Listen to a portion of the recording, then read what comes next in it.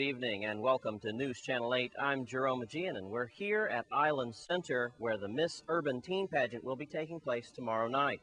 We'll tell you more on that later. In tonight's top stories, however, the unfortunate tragic accident which left Ken Webster's airplane in a wreck outside of El Yunque Rainforest has been recovered. Unfortunately, 2 bodies have been taken out of that wreckage, and we now go to News Channel 8's Wes Small, who investigates.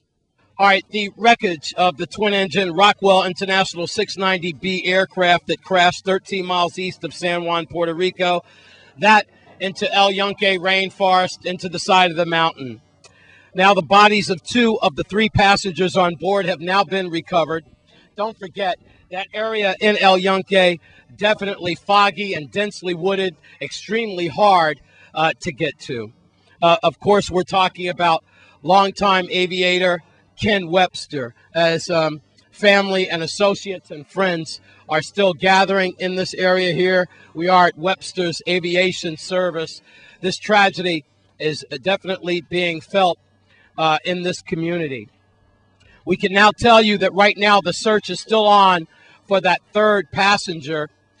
We also now know the 2 tourists that were in that horrible crash. The names are Tracy Turner and Ken Clapp. They were from New Jersey, also had a dog on board that flight. So now I was just talking to one of the friends of the family. They're not issuing a picture for the press at this time of Mr. Webster. They're not issuing a statement. I got to tell you that this is definitely being looked at by the FAA, the National Transportation Safety Board, the Department of Agriculture, also the Forest Service, and Honeywell. That's the corporation that manufactured the engine. The rescue still ongoing, or the recovery effort, involved local Puerto Rican authorities and, of course, the feds. Meanwhile, sadly, this tragedy leaves behind 2 sons, 2 sisters, and a brother, all who live here on St. Croix from Kenny Webster. And Kenny also leaves his mom and dad in Anguilla. Another thing that we could say is that family members just got back from the crash site just a few minutes ago, that in El Yunque. This story is far from over. It's very complicated, and the rescue efforts, again, has been hampered because of bad weather and the densely populated, the wooded area. So that's all we know right now. Again, 52-year-old Ken Webster, who went down in a plane crash recently in El Yunque Forest, and family members and friends right now still in shock, and they're making preparations for this situation. That's all we have right now here at Henry Rolson Airport. I'm Wes Small for News Channel 8. And in other news, a man recently was shot on the Melvin Evans Highway. News Channel 8's Wes Small looks into it. Thanks, Jerome. Here's a brief look at the Crime Blotter report for what's going on.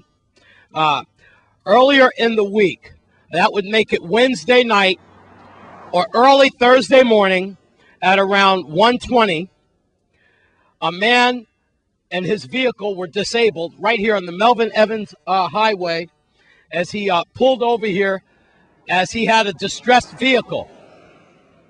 He flagged down the next car. When that car came to the scene, occupants in that vehicle fired on this guy. He took 3 shots. He got shot in his chin once, twice in his thigh. Again, this happened late Wednesday night, early Thursday morning. Also, the victim at Juan Louis Hospital couldn't describe who the suspects were or the make and model of the car. So whether or not this was planned and they were following this individual and fired on him, or was it possible that this was just a random action as he flagged down occupants of the next vehicle and they just started firing on this guy? That does seem unlikely, but the Virgin Island Police Department are looking at this case. If you know anything about this case, then you should call 778-2211 or 911. Also, At least two students were detained yesterday afternoon at Central High School as they were involved in a fight and an altercation. Also, problems at another junior high school in the area. So several students were taken in by the school investigative squad of the VIPD. Chief Oakland Bento wants to remind parents to observe the curfew as we come into the holiday season. It's your children that are out in the streets breaking curfew. Also, your children that are involved in fights and altercations that lead into the street, into the neighborhoods of the Virgin Islands, and also into the schools. Really have to be careful as we monitor your children's belongings, their book bags, and the fights and altercations that they come into. That's a look at your Crime Blotter Report.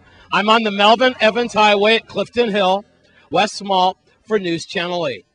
Stay with us on News Channel 8. We have more news after the break.